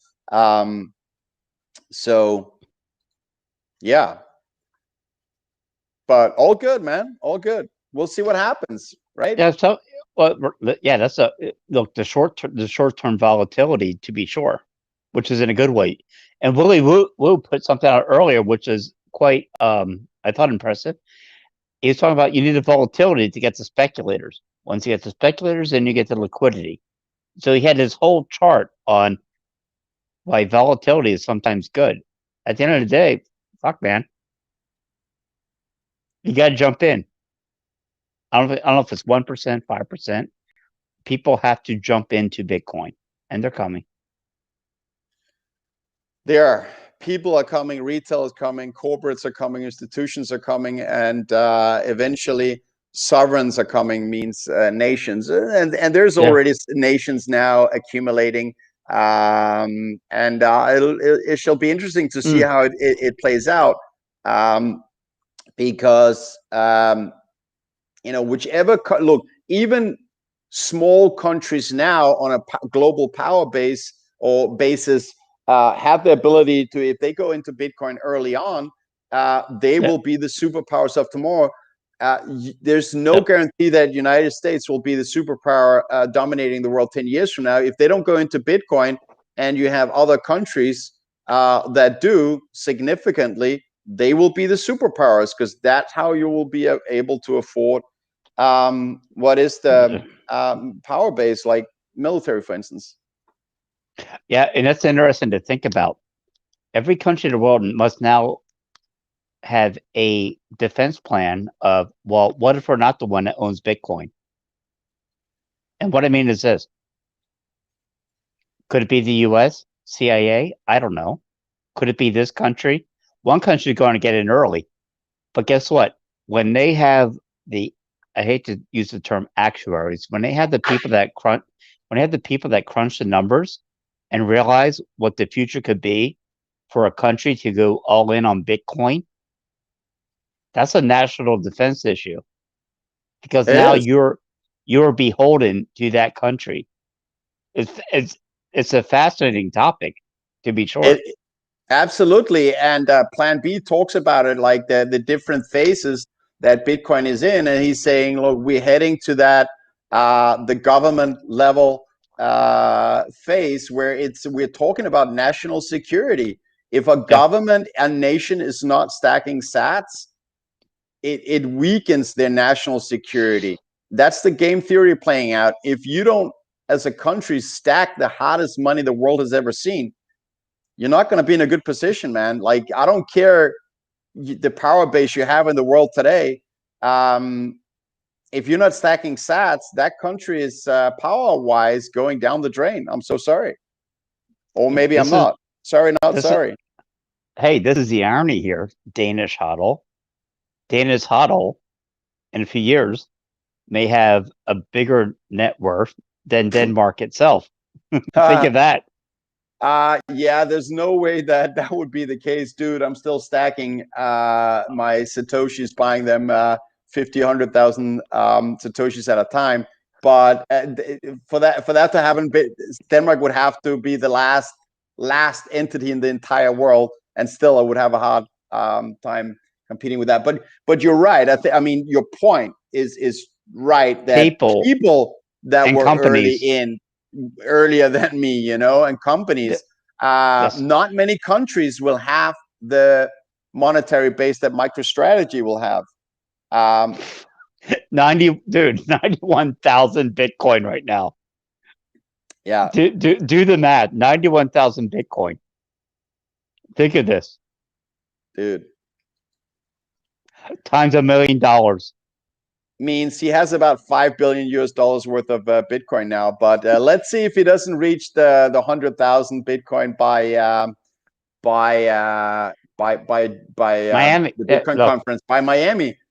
He needs to do a solid sale of corporate bonds to make that final 9,000 Bitcoin push. No, sell one of your yachts, dude. Sell one yacht, whatever. I don't know how much yachts cost anymore. He's got to get to 100,000. 100,000. 100,000 by 100,000 at 100,000. You see what I mean? So 100,000 yacht. Yeah. To 100,000 Bitcoin to $100,000 Bitcoin at the 100,000 yacht conference. Come on, man. That's got to happen. Yep. Yeah. We got to see it. He's got to step up the Giga Chat and be the ultra Giga Chat and reach that 100,000. That would be fun. So would you think that he can make it to 100,000 Bitcoin before the price runs away and it becomes basically impossible? That's interesting. I think he has nothing else better to do in life besides arguing with Laura Shin and doing these podcasts and wanting to piss people off. So yes, I think he can do it. I think he's angry enough to do it, and I think he can get the leverage to do it. I think he can get the leverage to just like, all right, you know, fucking everybody, I'll give you 10%. He doesn't care about the 0% basis rate. Yeah, fuck you guys. I just want to get to 100,000. Yeah, I think he's that passionate about it. I do. I agree. And I really hope it does it.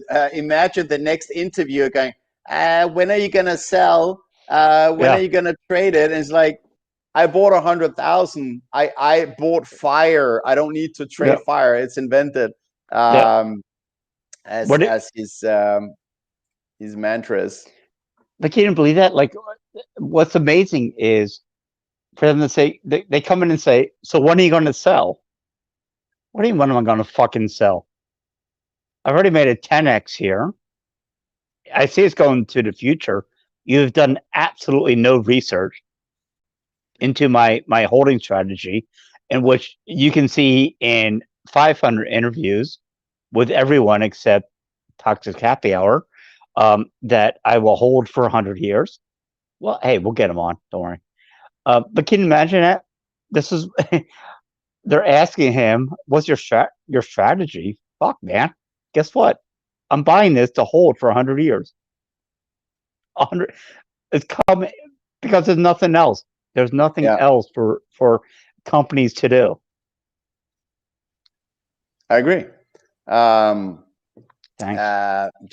just buy and hodl and never selling, as he says, which is great for the rest of us. Whatever Bitcoin he buys just goes in a black hole and stays there. It's taking liquidity off the market forever. Wonderful. Gone. Gone in 60 seconds. Hey, forever, Laura. Forever. Yeah, forever, Laura. I agree. I can't read this one. What's that one? Okay, so Wages to Freedom says, yeah, imagine the contrast of Saylor's billionaire background versus Didn't. Pubby's closet background. See, that's the wonderful thing about Bitcoiners. Like, he would totally get it that you'd rather stack sats than fix your closet door. Yeah. Absolutely. I'm actually a sex slave on a Michael Saylor yacht right now, and this is my closet. This is a closet. You are put in the closet to do toxic happy hour because he wants you to pump his bags. Yep. And shill the gorgeous corn. So where are we at, Pubby? Yeah, I how are we doing on your timeline? We've been going for 2 hours now. I actually kind of also a little bit have to go do other stuff as well. We still have 40 live viewers though, which is pretty amazing. I love watching through the chats here, man. Hey, we're pumping the corn. Oh, we had 100,000 yet? That was our goal. Yeah. Well, yeah. No, yeah, I threw 80K in the title of the stream that we initiated, but hey, at least we started the direction. We're going there, man. 80K. We're going to 80K. So when do you think we'll see 80K? Yeah, I think by June. By June, I think 100. It's funny, 100K, in Miami. I think it happens. Yeah, for sure. Yeah, if nothing else, we'll go to some bar and just all of us smash by at the same time. I'm sure $200 each will move the market. Trust me, man. This is what's crazy about it. The having the drawdown coming up now is going to be it's going to be it'll melt some minds when you think about we go from 6 to 3 and you don't even have the first part of the companies coming in. Get ready. Just hold on. Just buy and hold, man. Accumulate. I love that. My favorite thing with Bitcoin, accumulate. Just grab a little bit and hold on to it, because the next couple of years are going to be stupid. Yeah. And the best part is we can do stupid shit like this in front of stupid closets, broken closets, white walls behind you, whatever. However, we have gone semi-pro with your new laptop, so your sound has been fixed, for which we heard so much, let's say constructive criticism the first 4 months of Toxic Happy Hour. This scratchy sound. We've upped the game. You've got a laptop now, and the sound is good. The sound is great. But I'm not doing it from the pub either, am I? So that sort of sucked. It was sort of fun, but I could do it from the pub. Yeah. The background noise there was killing it. So yeah, but you know what? We love your closet. Best background ever in public broadcasting service ever. Hey, listen, I got to bring this story up because it's pretty funny, man. We'll share this shit with the plebes all the time. Fuck, the first time, remember, we were going to have Pierre Richard on. Yeah. And Preston Fish was going to jump in. I remember jumping into the green room. And in the green room, of course, is always the background room that you would have.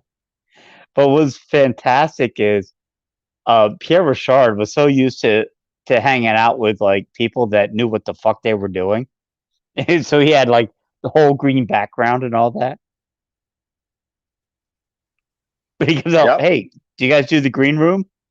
And we're like, green room? Well, I was like, what the fuck's a green room? No, we don't do a green room. And so he tore down like his background and all that. And hey, he's a good sport about it. No, love those guys. Good shit. Yeah, Pierre Rochard was quick, say like asking about the green screen and how do we activate that since this is not Zoom, and I'm not a fan of Zoom and their lack of privacy. Zoom is allowed, according to the terms and conditions, to record any so-called private stream and go through it at a later date, store it. So yeah, so we use this. Restream, not because I don't know about that privacy. I mean, we're throwing this on YouTube anyways. There's not much private about this, but anyways, so we chose to use Restream because it serves a purpose for us in different ways, like being able to throw the chat on the screen, and what did I want to say?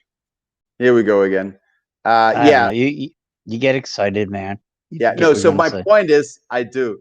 Thank you for saving me there and trying to turn it into something positive. But because we use the Restream, we don't have that. We can't mix it with the green background. And Pierre Rochard was like, all right, okay, gone with the green background. Behind him was some the coffee spot where employees would go and make their coffee or something like that. I'm sorry, was that a question? I don't even know what you're saying right now. No, I was just supporting what you said because you say so many great things. So I just wanted to piggyback on that and say, yes, Puppy is right. Oh, thanks, man. Yeah, Yellow is saying good night in the chat. Good night, Yellow. Dude, that guy fucking ICO offender. Damn. It's funny. It's funny. He puts out those memes are ridiculous, aren't they? Yes, and he's down in the show notes. God damn, dude. That I mean, honestly, you know what I love the most about Bitcoin? It's not maybe Bitcoin itself. It's the people I've met through Bitcoin. I've met the best people in the world. I've been enriched by the people I've met through Bitcoin, man. Absolutely. Yeah. Except Greg Jaj. Fuck him. Absolutely. All right. We've been going for 2 hours now, Puppy. I think let's do it. I think it's as good as any time to but let's check out the THH pump scarf pump status before we go offline. Let's take a quick look at it here.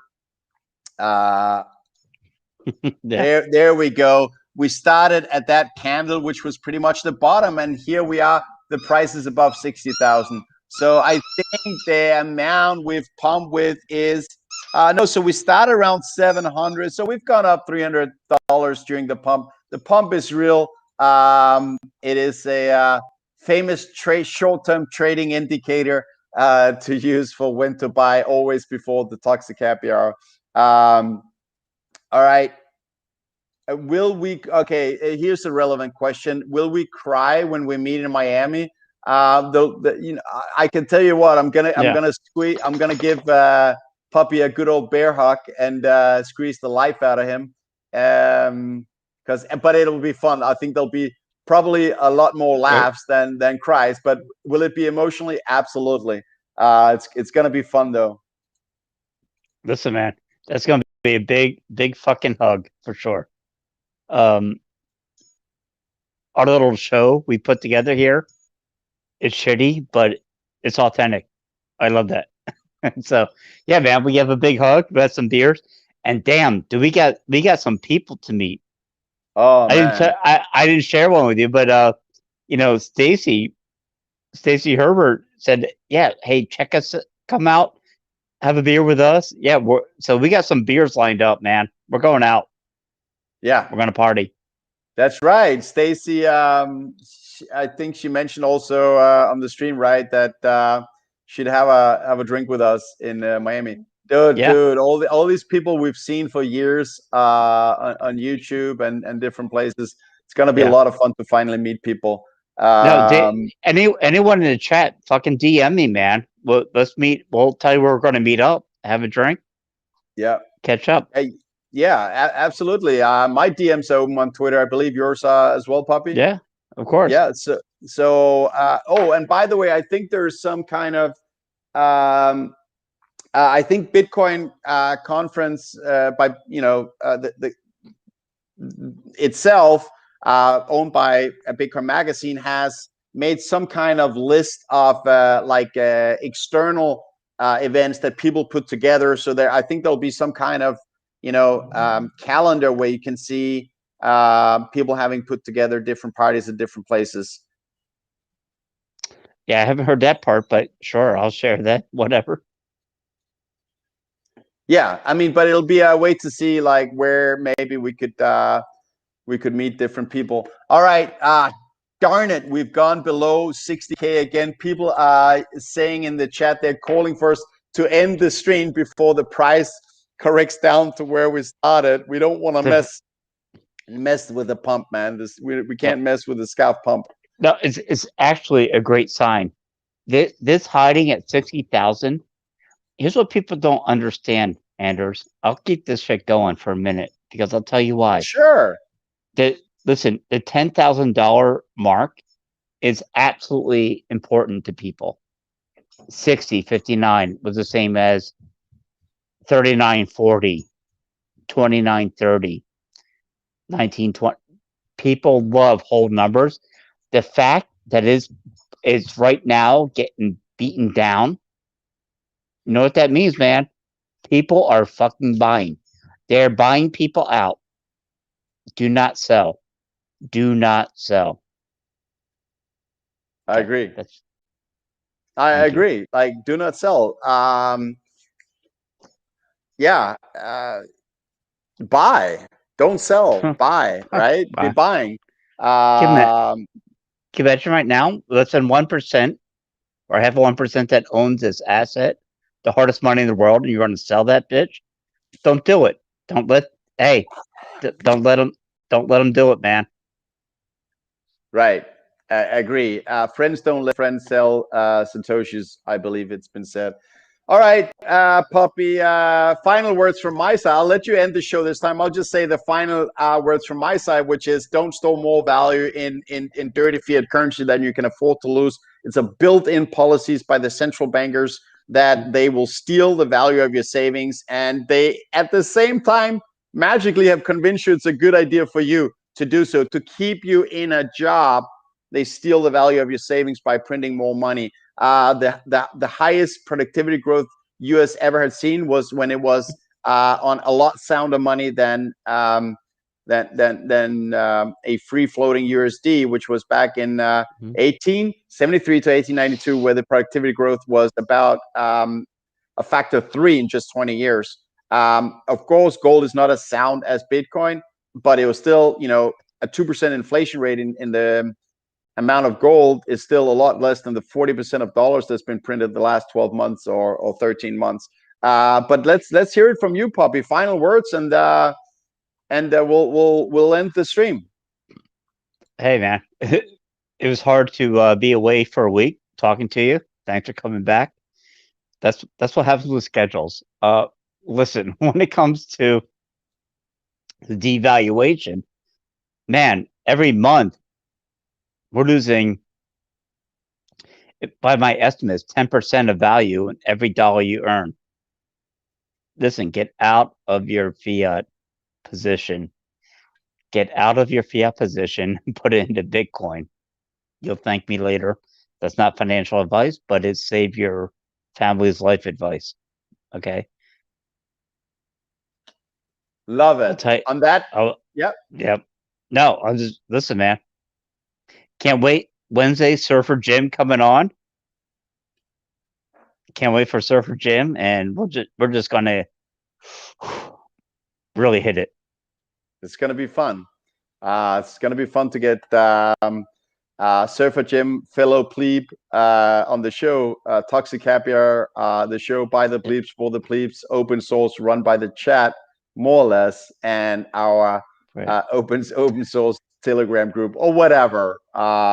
All right. Yeah. Beautiful final words, Puppy. Good to see you again. I miss you too, buddy. And I'll see you on Wednesday, just 2 days from now, with Surfer Gym. 11 a.m. 11 a.m. PST. Perfect. All right. Bye for now.